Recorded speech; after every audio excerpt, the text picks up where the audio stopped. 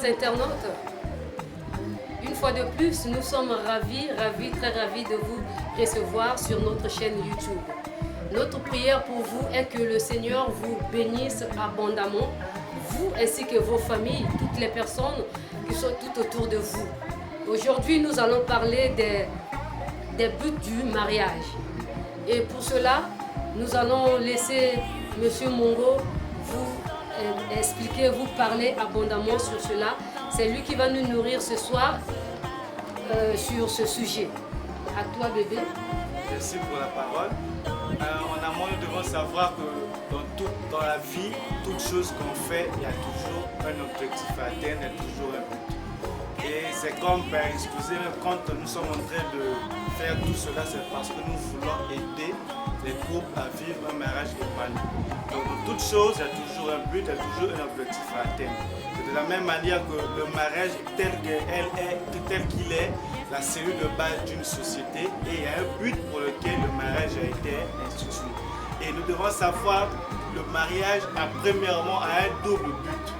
Pourquoi on doit se marier? Parce que premièrement, nous devons révéler la gloire de Dieu et rehausser la gloire du conjoint. C'est-à-dire que quand je me marie, ma mission que j'ai, c'est que je dois révéler la gloire de Dieu. Donc en me voyant, les gens doivent voir la gloire de Dieu. Donc je suis la représentation de la gloire de Dieu. Je ne m'arrête pas seulement à révéler la gloire de Dieu, j'ai l'obligation de révéler la gloire de ma conjointe telle que je parle. Donc ma responsabilité quand je me marie, c'est que je dois me forcer à révéler la gloire de Dieu, à vivre un mariage heureux. Et je voulais nous dire une chose. Dans la vie, il y a deux choix très importants à faire. Auquel si tu rates ces choix, tu rates ta vie. Le premier choix, c'est le choix du salut. Quand tu choisis une église, tu choisis de suivre le Seigneur, tu as fait un bon choix. Donc c'est très important s'il arrive que pour le moment tu n'as pas encore fait le choix du salut. Parce que tu dois choisir faire le choix du salut pour être sauvé. Et si tu rates, et si tu réussis le choix du salut, et le deuxième choix c'est le choix du conjoint ou de la conjointe. Si tu rates le choix du conjoint, tu rates ta vie. Et il y a un philosophe qui a dit, mariez-vous c'est bon, si tu réussis ton mariage tu es heureux. Et si tu rates ton mariage tu deviens philosophe. C'est pour dire que quand je me marie, je dois prendre le soin de mûrir ma décision qu'on avait dit dans nos émissions précédentes.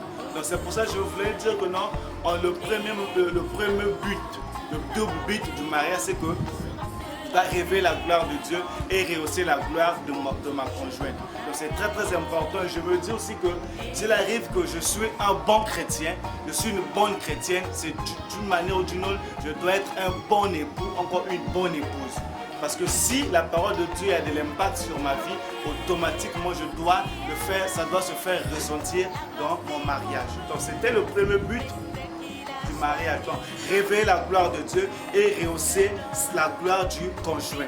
Et quand le mariage se réduit à une association même paisible de deux êtres étrangers, l'un, il manque son but. C'est-à-dire que le mariage doit avoir un but qui est de rehausser. Il ne faut pas que ça soit seulement parce qu'on s'est aimé, bon, on s'aime seulement comme ça. Oui, c'est bien, on doit s'aimer, mais le but premier, le but très capital, c'est de rehausser la gloire du conjoint, tout d'abord en révélant la gloire de Dieu. Donc c'était le premier but du mariage. Et le deuxième but du mariage, c'est que c'est pour la continuité de la race humaine. Quand nous lisons dans Genèse 1, 27 à 28, pour ce qui faisait la Bible, il y a une chose qui est là et une phrase qui est là, que c'est un commandement que Dieu nous dit, soyez féconds, multipliez-vous et remplissez la terre. Donc quand Dieu unit une femme à un homme, c'est pour qu'il puisse faire la continuité de la race humaine. Mais j'aimerais attirer une attention par rapport à notre société africaine. Généralement, on pense que c'est les enfants qui font le bonheur du foyer. Non. C'est vrai que ici la Bible nous dit que nous devons remplir la terre, nous devons la l'assujettir, mais il peut arriver qu'on est marié, mais Dieu ne nous a pas accordé des enfants. Mais ça ne doit pas être une raison que le mariage ne soit pas valable.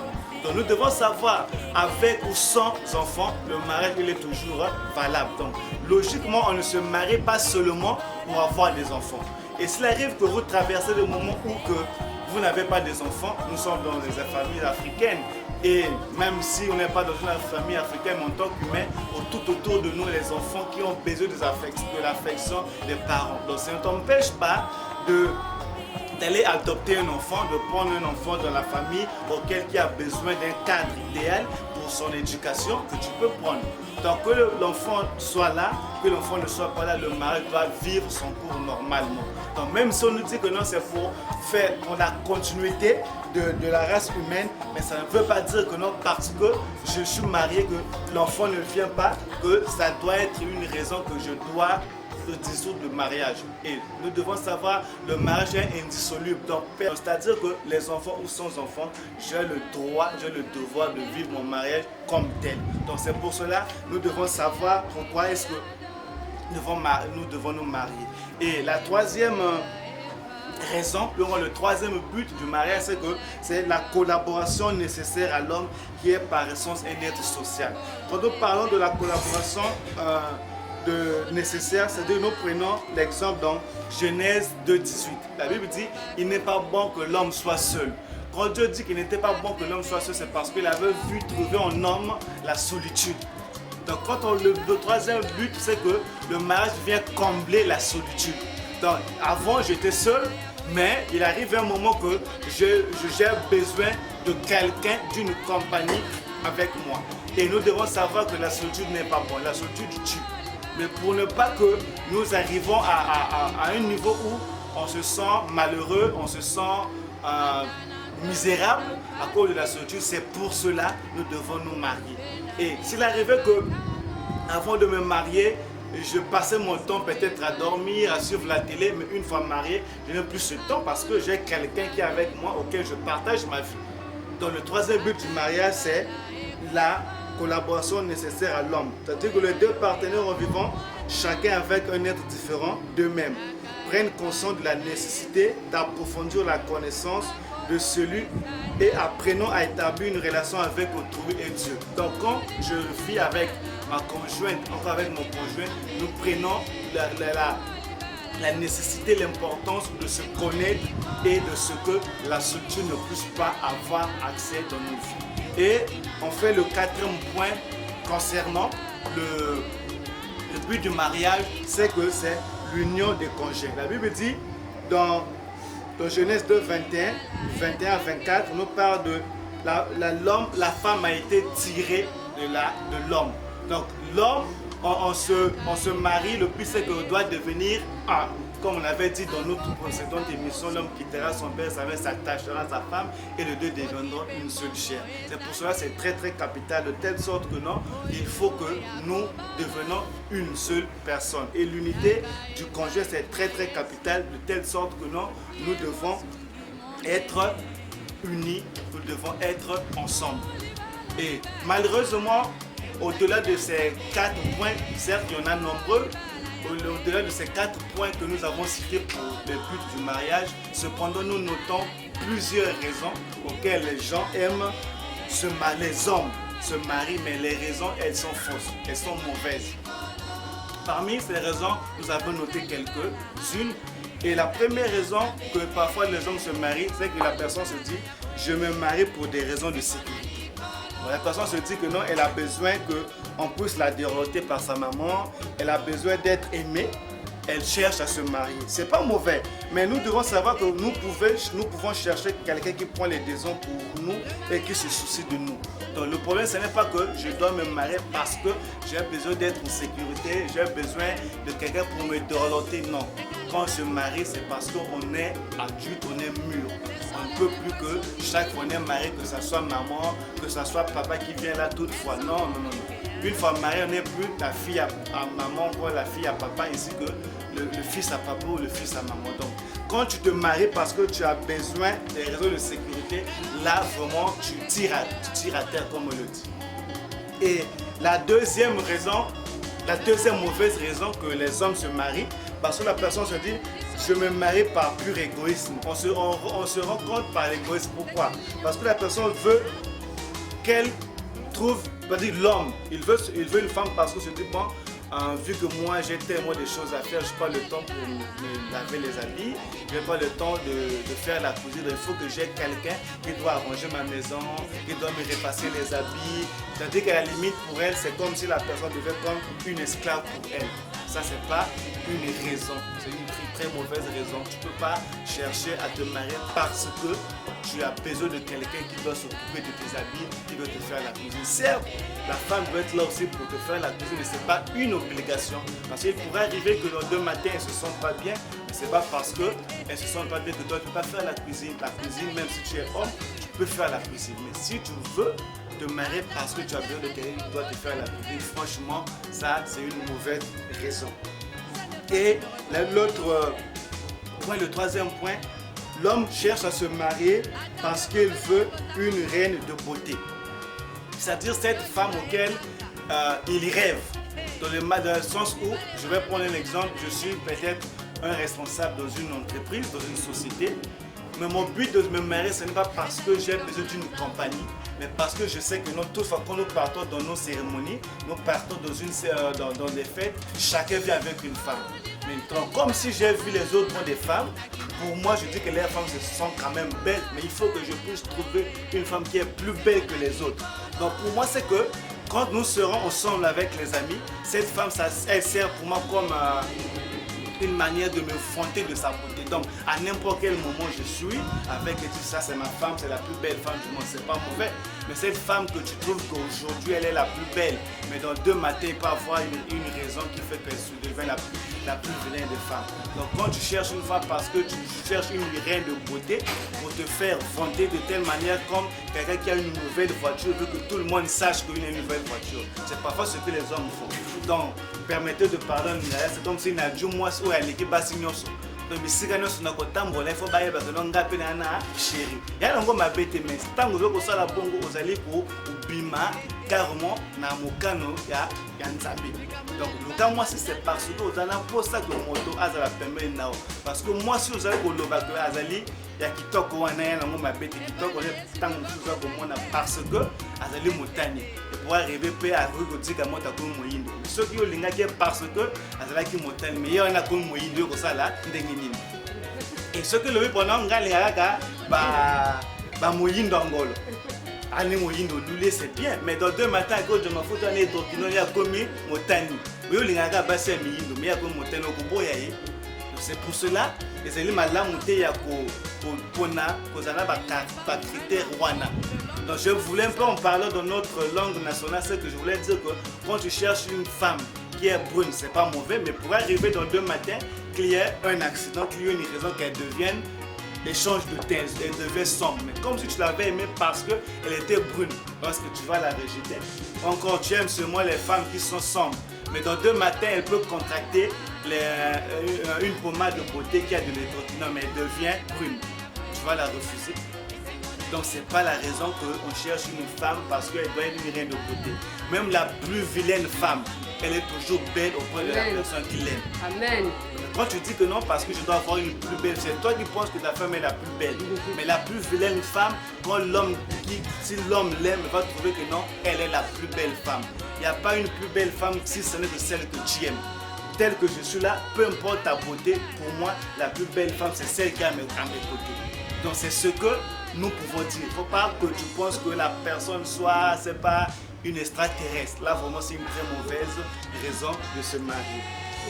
Et l'autre, on parle, la 4e mauvaise raison, c'est que l'homme cherche à se marier par convoitise pour satisfaire votre appétit sexuel.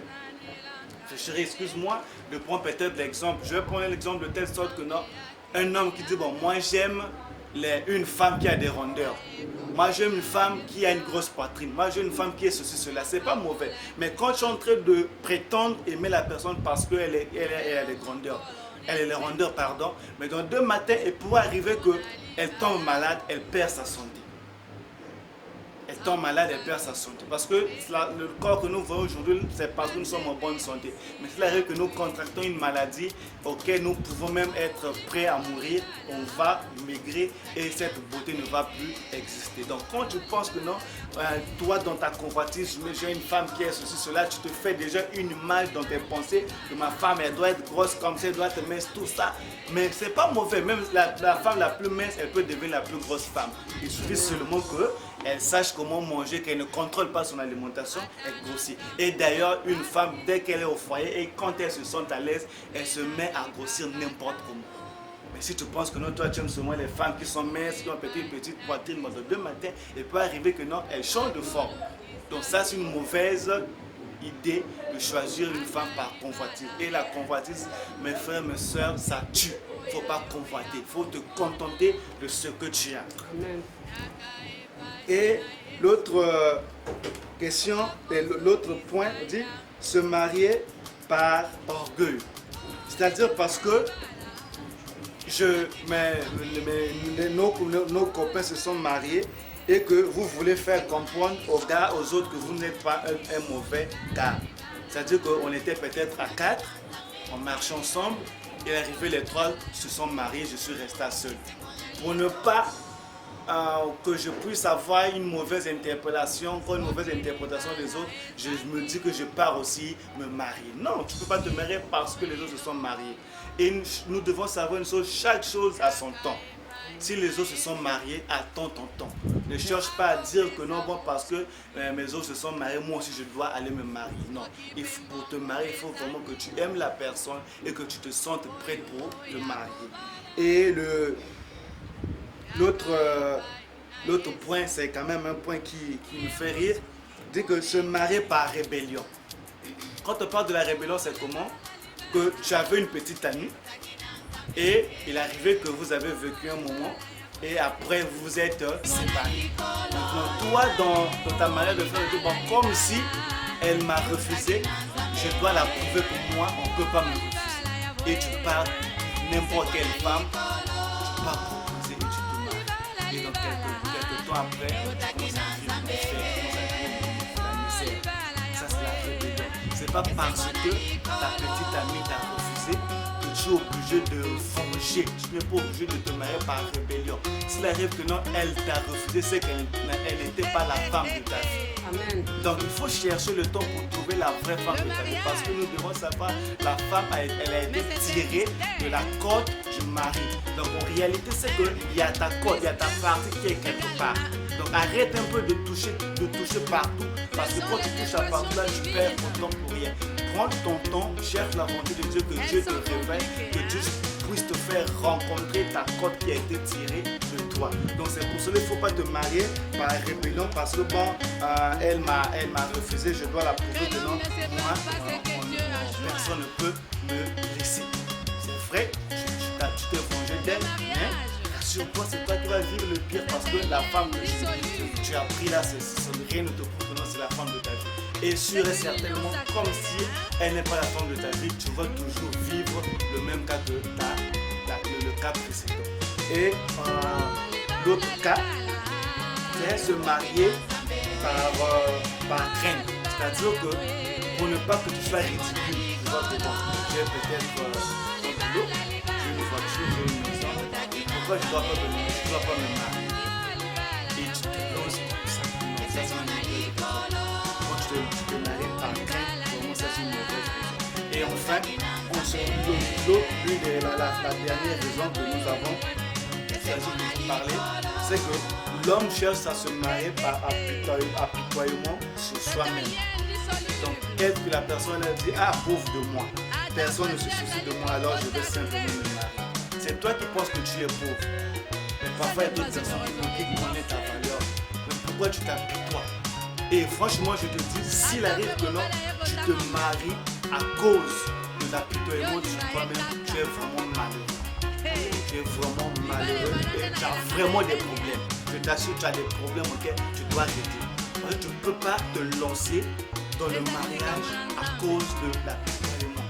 Il faut que tu te connaisses d'abord toi-même. Donc arrête, recherche d'abord à résoudre tes problèmes avant de te lancer dans le mariage. Donc c'était un peu ça ce qu'on voulait dire. Donc en synthèse, nous devons retenir qu'il y a 4 raisons principales que nous devons nous marier.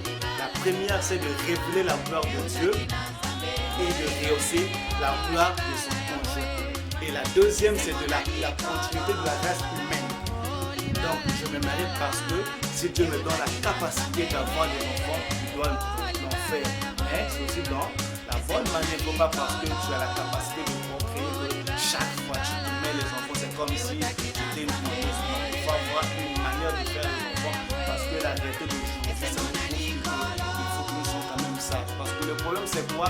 C'est que quand je mets les enfants, je mets au monde, c'est de ma responsabilité de prendre soin de ces enfants. Donc je dois vivre une sexualité, je dois avoir les enfants d'une manière responsable parce que ça sera malheureux que j'en ai beaucoup que je n'arrive pas à prendre soin d'eux. Un jour Dieu me demandera les comptes parce qu'en réalité quand nous, les enfants viennent, ce n'est pas les enfants qui demandent l'avenir, c'est nous à cause de nos désirs sexuels et nous faisons que les enfants viennent. Donc quand nous devons avoir des enfants, c'est que nous devons être responsables pour assumer leur avenir. Et l'autre point, on avait parlé sur l'unité, c'est-à-dire la solitude. On n'aime pas qu'on soit seul, c'est pour ça que nous devons marier. Et l'autre c'était pour l'union des conjoints. Donc à cela, j'ai beaucoup parlé. Je laisse un peu la parole à ma tendre et merveilleuse épouse pour nous parler de la suite. On ne peut que bénir le Seigneur par rapport à tout ce qui s'est dit. Que le Seigneur te bénisse, chérie, abondamment. Merci, chers internautes. Que le Seigneur vous bénisse encore abondamment. Que le Seigneur vous bénisse encore abondamment pour tout ce qui s'est dit. Moi, je pense que je n'ai rien à dire. Peut-être que toi, quelque chose à dire là-dessus. Ce que vous voulez dire, c'est que la rencontre d'un homme et d'une femme dans le cadre du mariage implique une troisième personne. Cette personne, c'est Dieu. Par tes propres forces, je ne peux pas vivre un mariage comme Dieu. Parce qu'on doit savoir que c'est Dieu qui a institué le mariage. Tout à fait normal que nous-mêmes soyons impliqués dans ce mariage. On ne se marie pas par hasard. Ce que nous devons retenir, si tu es marié, tu ne vas pas par hasard. C'est dans le plan de Dieu. Et la rencontre fortuite qui a ouvert le rideau du mariage a été programmée par Dieu. Et ce qui fait dire aux théologiens qu'en réalité, on n'épouse que celui ou celle qu'on devait. Je répète, on épouse que celui ou celle qu'on devait épouser. Que Dieu vous bénisse et soyez toujours connectés sur notre chaîne. Et n'oubliez pas de s'abonner pour ne pas rater nos prochaines émissions. Que la bonne main de Dieu soit sur vous et que nous prions pour vous que ce que vous avez entendu que cela puisse produire des fruits dignes dans vos cœurs. Et vous devez savoir une chose. Si Dieu a permis que tu puisses entendre ces choses, c'est parce que Dieu t'aime. Il faut que tu mettes cela en pratique. Parce que si tu ne mets pas cela en pratique, un jour Dieu te demandera les comptes. Nous vous aimons beaucoup et